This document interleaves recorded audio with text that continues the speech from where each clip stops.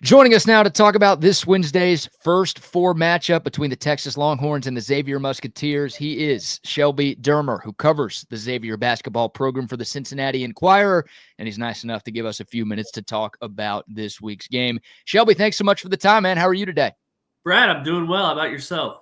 Doing great, doing great. I think both of us are in a similar boat, right? Selection Sunday was scary, a little anxious, but obviously both of our teams end up making it into the NCAA tournament. I want to start right there.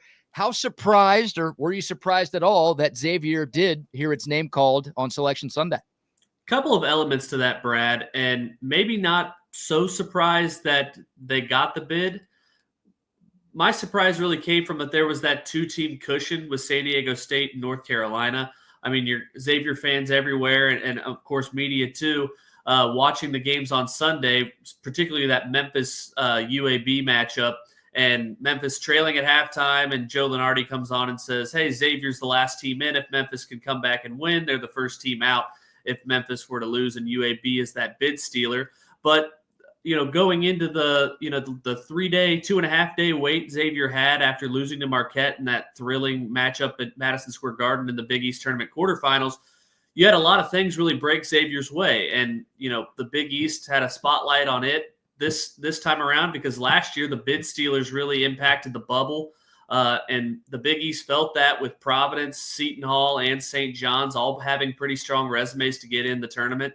And all of them were left out.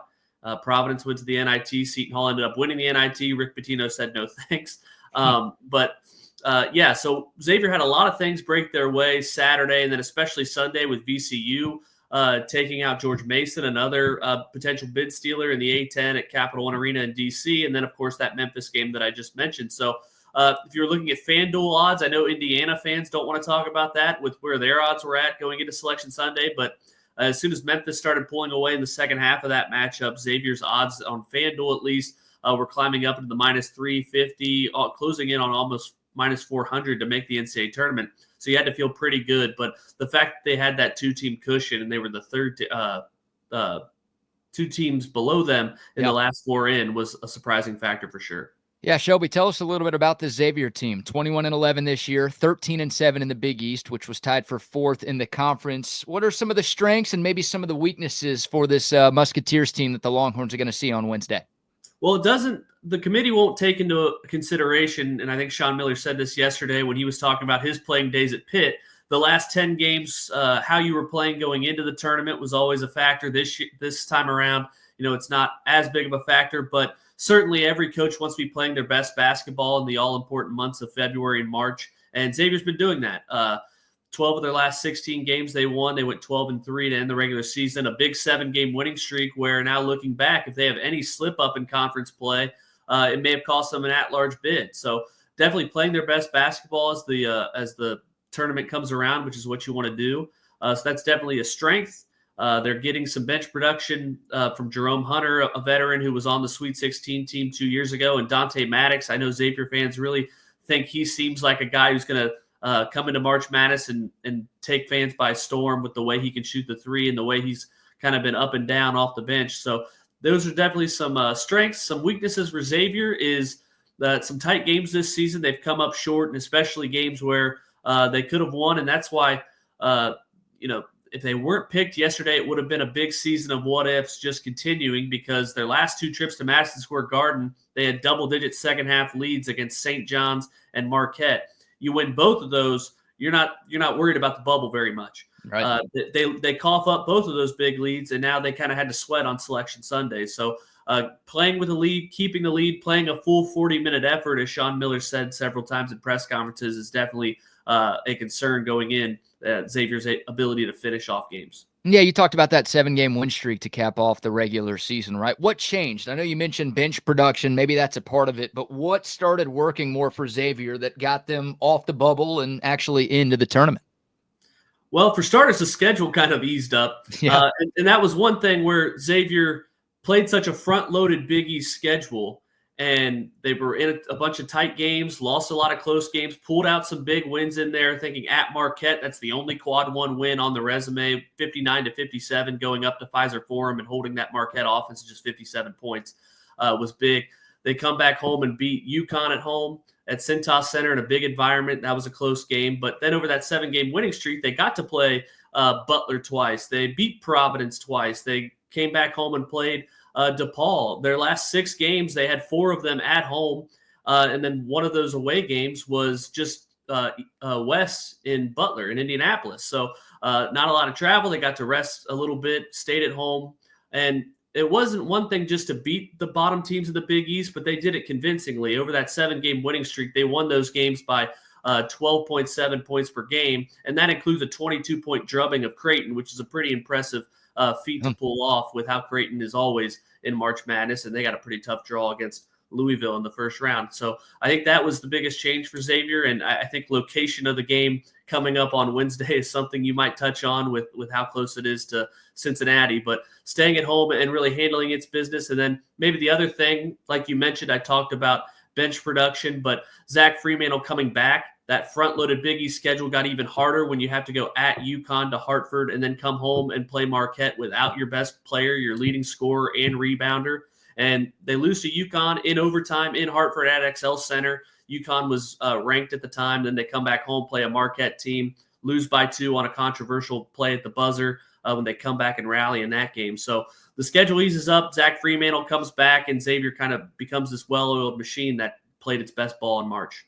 Shelby Dermer of the Cincinnati Enquirer joining us here talking Texas and Xavier. Yeah, you bring up the name Zach Freemantle. Shelby, I feel like that guy has been in college basketball since I was wearing diapers. I mean, he has been around the block a time or two. Was on the roster when Texas and Xavier met in the Sweet 16 in 2023, but he was hurt, so he didn't play in that game. Talk about Zach Freemantle and why he's such a matchup nightmare for opposing defenses. Yeah, well, he's shown the ability to step out behind the arc and hit threes, but just down low, it seems like he's been sizzling as of late. I mean, he was in over 20 points the last 3 games in the regular season. He had another strong showing, after a slow start against Marquette. That kind of really turned into Ryan Conwell's show with 38 points in that matchup, but Zach was great too, except a crucial missed dunk in the second half that would have put Xavier up 6 with, I think, less than 10 minutes to go. And so, yeah, he's been the biggest story for Xavier just last year. He and Jerome Hunter, who did play in that Texas game in the Sweet 16, they both missed last year, and Xavier could not handle the front court injuries. This year, Xavier lost its starting center, Lucina Traore, to a torn ACL back in October, and it was up to Zach, Jerome, a little bit of John Hughley coming off the bench to kind of carry that weight down low for an undersized Xavier team. Fremantle's the tallest guy on the roster, just 6'9". So he's an undersized 5. He would have been the starting 4 had Traore not been hurt. So he's stepped up and played very physical. And I think defense was the question mark. Not a lot of people talk about Zach Fremantle's defense because he was such an offensive weapon for Xavier, and that's what he was known for. But he's playing some of the best defense of his career too, and averaging about 7 rebounds a night. Yeah, you talked about this game being in Dayton, right? About an hour away from Cincinnati, where Xavier is located. Is this going to be a full home court advantage for the Musketeers? Is there any chance the Dayton Flyers fans are like so against Xavier that they root for Texas? What type of crowd do you expect on Wednesday night? Well, if you were on Twitter after the matchups were announced, it was Xavier fans. Is it Tuesday or Wednesday? Tuesday or Wednesday? Okay, it's Wednesday. Already bought my tickets. Yeah. And I don't know where it stands on if it's sold out or not yet. I'm sure it will be if it's not already. But, yeah, you have to think it's going to be a large contingent of Musketeer fans. Some of the assistant coaches, I know Ryan Reynolds was already on X saying, let's buy up all those tickets. We've never been this excited to play at UD Arena. So, yeah, I don't really know what to expect with I know there's going to be a ton of Xavier fans there. I don't know how well Texas travels, but I know UD is playing 2 hours before Xavier in the NIT in Boca Raton. So I don't know if any Dayton Flyers fans are hanging around or maybe going down to Florida for the nice weather. But it certainly should be a strong contingent of Musketeer faithful there at UD Arena. Yeah, I think it'll be a home court advantage for the Musketeers for sure. And I want to ask you about this matchup, Shelby, as we start to wrap up this conversation.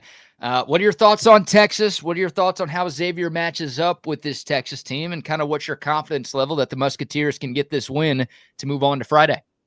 Well, I think saying it should be a close game is nothing groundbreaking with the way the spread is right now. I think it opens Xavier as a 2-point favorite. I'm not sure where it's at now, but probably the home court advantage giving Xavier a little bump here. I look at Xavier, and one of the first categories I look to is how their opponent does in the turnover department. And I know Texas is 220 on KenPom in forcing turnovers defensively, a little lower than that in steal percentages. That's a positive for Xavier, just because you talk about the second half leads that Xavier's lost. I mentioned at St. John's at Madison Square Garden, and then against Marquette at Madison Square Garden last week. You look back at the Skyline Chili Crosstown shootout. They lost to UC. They were up 7 with about 8 minutes to go. Same way with a bad loss to TCU, which turned into a quad 2 down the stretch in Fort Worth. They lost by 4. Another game they were up 6 or 7 points. And it's been this offense that has so much firepower that when they're not giving away possessions, they're so dangerous.